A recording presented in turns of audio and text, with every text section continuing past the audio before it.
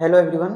दो algebraic expressions में division करते समय साइन एक्सपोनेंट या किसी भी तरह की प्रॉब्लम अगर आती है तो ये क्लास आपके लिए ही है। इस क्लास में हम देखेंगे कि अगर डिवाइजर मोनोमियल है और डिविडेंड मोनोमियल, बाइनोमियल, ट्राइनोमियल या उससे भी ज़्यादा टर्म्स वाली कोई पॉलिनोमियल है तो डिवाइड हम कैसे करते हैं। ठीक है। क्वेश्चन नंबर फर्स्ट में हम ये देखेंगे कि जो आपका डिवाइजर रहेगा वो मोनोमियल ही रहेगा। ठीक है। बकाया जो डिविडेंड होगा वो आपका मोनोमियल, बाइनोमियल या ट्राइनोमियल या उससे भी ज़्यादा टर्म्स वाली कोई पॉलिनोमियल हो सकता है। ठीक है। यहाँ पे जो पॉलिनोमियल डिवाइड हो रही है उसको हम डिविडेंड बोलते हैं और जिस पॉलिनोमियल से डिवाइड किया जा रहा है उसको डिवाइजर बोला जाता है। ठीक है। तो फर्स्ट क्वेश्चन में क्या है, डिवाइड द फॉलोइंग। ठीक है। इसका ए वाला क्वेश्चन क्या है कि आपको इस मोनोमियल से डिवाइड करना है। ठीक है। तो देखिए कैसे करेंगे। This question can be written as 33 x square y square z square upon 11 x square y square z. ठीक है। इस डिवीजन को हम ऐसे अपॉन के फॉर्म में भी लिख सकते हैं। सीधा से डिवाइड करेंगे इसमें कांस्टेंट में कांस्टेंट से डिवाइड हो जाएगा। 11 3 जा 33 हो जाएगा। ये एक्स स्क्वायर से एक्स स्क्वायर पूरा कैंसिल हो जाएगा, वाई स्क्वायर से वाई स्क्वायर पूरा कैंसिल हो जाएगा। और यहाँ देखिए, यहाँ पे जेड स्क्वायर का मतलब है जेड मल्टीप्लाई जेड, है ना। और यहाँ पे एक बार जेड है तो जब हम ये जेड से ये दो बार जेड है ऊपर, कितनी बार जेड बचा रह जाएगा ऊपर, वन टाइम। ठीक है। क्योंकि यहाँ पे एक बार जेड था तो ये एक बार जो जेड है वो ऊपर वाले एक जेड को डिवाइड कर देगा और जो दो बार जेड थी ऊपर उनमें से एक बचा रह जाएगा। ठीक है। तो फाइनल आंसर क्या हो जाएगा आपका, 3 बचा है यहाँ पर आपका और जेड बचा है तो 3z इज द आंसर। और ये बी वाला क्वेश्चन भी आपका सेम ही है। ठीक है। यहाँ भी मोनोमियल है आपका, डिविडेंड में भी मोनोमियल है आपका और डिवाइजर भी आपका मोनोमियल ही है। तो ये क्वेश्चन ए जैसा ही हो जाएगा। 119 x y z square upon 17 z square. Okay. 17 7 जा 119 होता है तो ये 7 टाइम्स डिवाइड हुआ और जेड स्क्वायर से जेड स्क्वायर पूरा डिवाइड हो जाएगा। फाइनली हमारे पास बचेगा क्या, 7xy। This is the answer.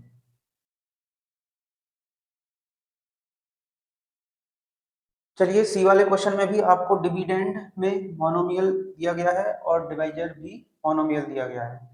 ठीक है। We will solve this question as question A and B.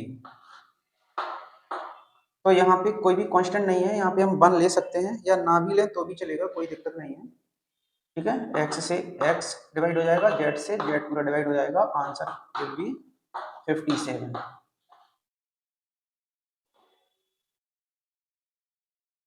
बच्चों डी वाले क्वेश्चन में भी आपको डिविडेंड मोनोमियल दिया गया है और डिवाइजर भी मोनोमियल दिया गया है। ठीक है। तो सिमिलरली ये भी सॉल्व होगा। डिविडेंड को हमने ऊपर लिखा है, अपॉन में डिवाइजर को लिखा है। तो देखिए सेम बेस वाले देखिए डिविडेंड और डिवाइजर में यहाँ पे by raise to the power 4 है और यहाँ पे by raise to the power 1 है। डिवीजन के रूल के अकॉर्डिंग इनकी जो एक्सपोनेंट है वो माइनस हो जाएंगी। तो हम वैसे भी माइनस कर सकते हैं एक्सपोनेंट्स को, अदरवाइज इनको हम काट भी सकते हैं। तो यहाँ पे एक बार y है, यहाँ पे 4 बार y था, है ना। तो एक y कट जाएगा यहाँ पे इस एक y से। ठीक है। तो कितने y बचेंगे ऊपर, 3 times y raise to the power 3। Similarly यहाँ होगा z यहाँ पे 6 बार है, यहाँ पे एक बार है तो ऊपर कितनी बार बचा रह जाएगा कटने के बाद, 5 टाइम्स। ठीक। तो फाइनल आंसर क्या हो जाएगा आपका, x raise to the power 3, y raise to the power 3 and z raise to the power 5। चलिए नेक्स्ट क्वेश्चन ई भी सेम ही है प्रीवियस क्वेश्चन की तरह। डिविडेंड भी आपका मोनोमियल है और डिवाइजर भी आपका मोनोमियल है। ठीक है। प्रीवियस क्वेश्चन की तरह ही ये सॉल्व होगा। तो we can write this question as minus x square by z upon x square Z.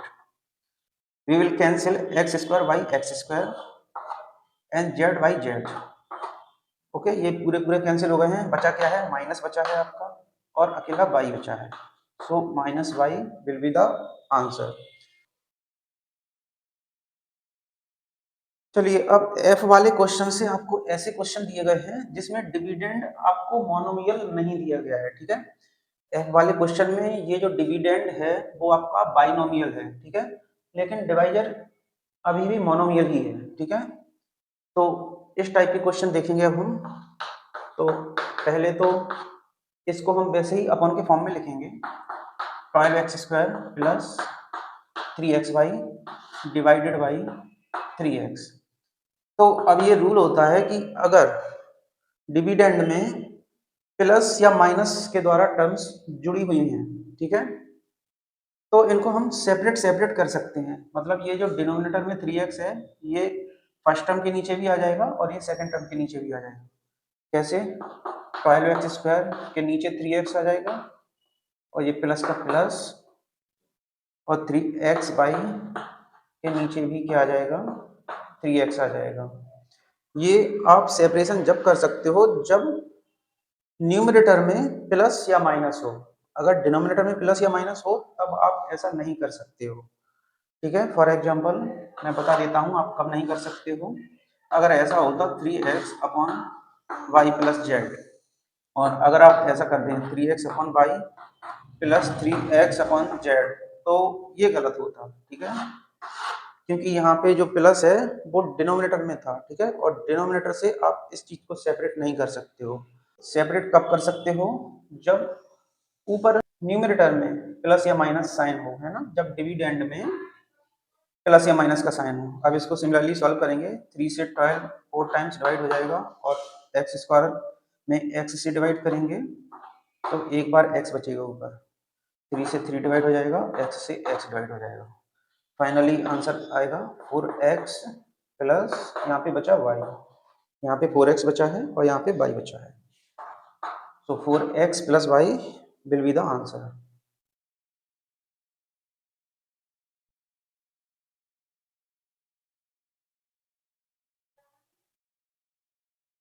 Next question देखिए आप जी वाला।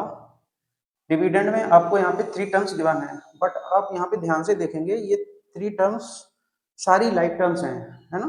तो यहाँ पे हम इन 3 टर्म्स को सिंप्लीफाई कर सकते हैं। ये 3 टर्म्स प्लस हो जाएंगे क्योंकि ये सारी की सारी लाइक टर्म्स हैं और सारी की सारी पॉजिटिव हैं, ठीक है। लाइक टर्म कैसे हैं? देखिए यहाँ पे x² है तो सेकंड टर्म में भी x² है और थर्ड टर्म में भी x² है।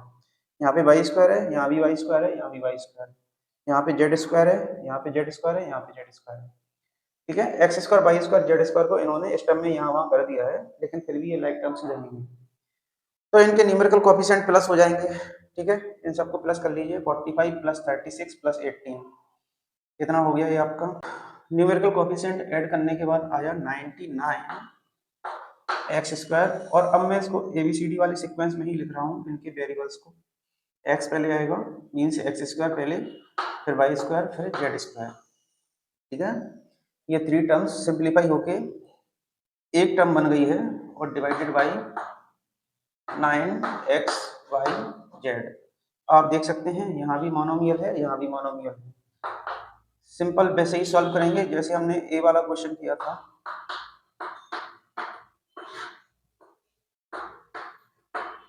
ये 9 से 99 डिवाइड हो जाएगा 11 टाइम्स, x² x से डिवाइड होगा तो ऊपर एक बार x बचेगा, y² y से डिवाइड होगा तो ये एक बार y है, ये 2 बार y है, ऊपर एक बार y बचा रह जाएगा। इसी तरह से यहाँ पे z बचा रह जाएगा ऊपर, ठीक है। तो फाइनल आंसर 11xyz। चलिए नेक्स्ट क्वेश्चन देखते हैं। इस क्वेश्चन में जो डिविडेंड दिया गया है उसमें ये फर्स्ट टर्म और सेकंड टर्म ये दोनों लाइक टर्म्स हैं। यहाँ पे x² है, यहाँ पे x² है, यहाँ पे y² है, यहाँ पे y² है। तो इनके न्यूमेरिकल कोएफिशिएंट माइनस हो जाएंगे। क्यों? क्योंकि ये न्यूमेरिकल कोएफिशिएंट माइनस का है और ये प्लस का है। तो नेगेटिव और पॉजिटिव जब होता है तो ये माइनस हो जाते हैं, और बड़ा नंबर 4 है जो कि प्लस का है तो प्लस का साइन आएगा यहाँ इन दोनों को सिंप्लीफाई करने के बाद। तो 4 में से 2 जाएगा तो कितना बचेगा? 2, और प्लस का बचेगा क्योंकि 4 प्लस का है, बड़ा नंबर 4 है और प्लस का है, और x² y² आ जाएगा और -2xy as it is and divided by 2x/। देखिए अब यहाँ पे टू टर्म्स हैं, यहाँ पे ब्रैकेट लगाना आपके लिए कंपलसरी है, ठीक है, क्योंकि अगर आप ब्रैकेट नहीं लगाएंगे तो ये डिवाइड केवल -2x/y में माना जाएगा, इस फर्स्ट टर्म में नहीं माना जाएगा, ठीक है। तो यहाँ पे ब्रैकेट लगाना आपके लिए कंपलसरी है। जब डिविडेंड में एक से ज्यादा टर्म है, ठीक है, तो यहाँ पे ब्रैकेट लगाना आपके लिए कंपलसरी होगा।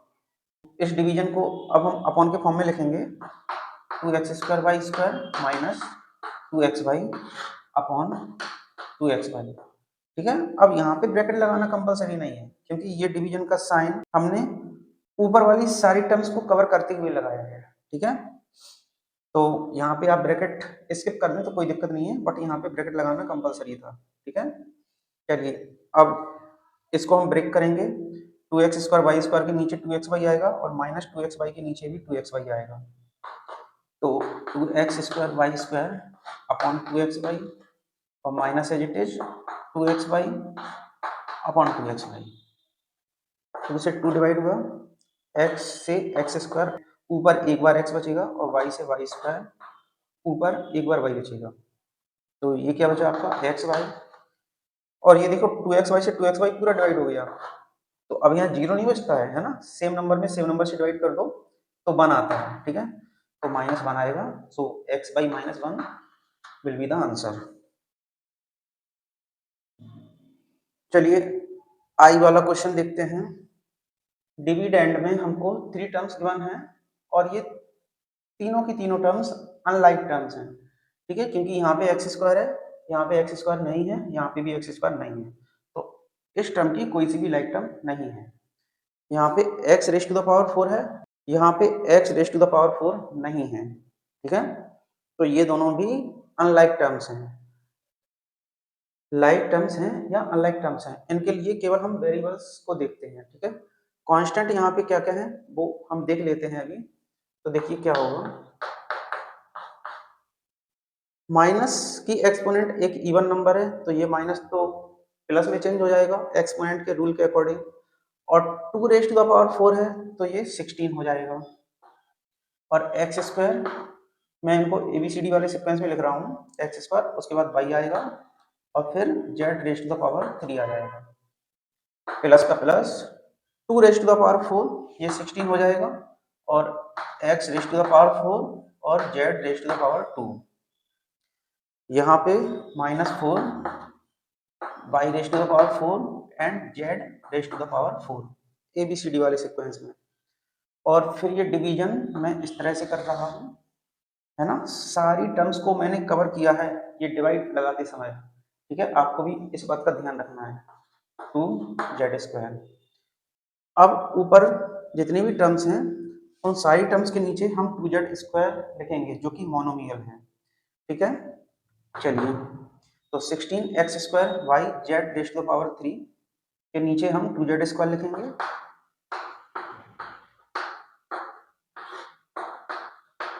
सेकंड टर्म के भी नीचे हम 2z² लिखेंगे,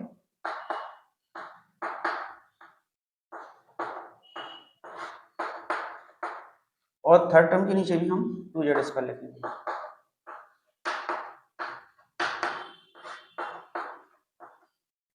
सिमिलरली इस क्वेश्चन को वैसे ही करेंगे जैसे हमने प्रीवियस क्वेश्चन किए हैं, 2 से 16 8 टाइम्स डिवाइड, z² से z³ डिवाइड करेंगे, तो यहाँ पे 2 बार z था, यहाँ पे 3 बार था, तो एक बार ऊपर बचा रह जाएगा z, ठीक है।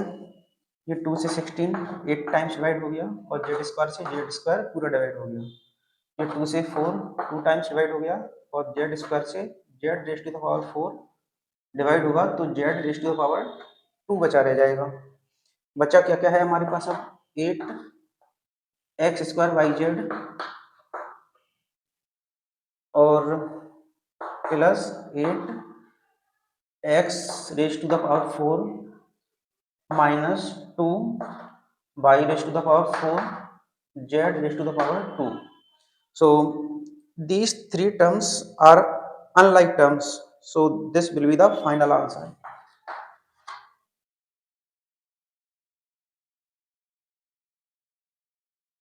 आंसर शीट में इस 8 को और इस 8 को 2⁻³ लिखा गया है, तो आप इस तरह का आंसर भी लिख सकते हैं, नो प्रॉब्लम।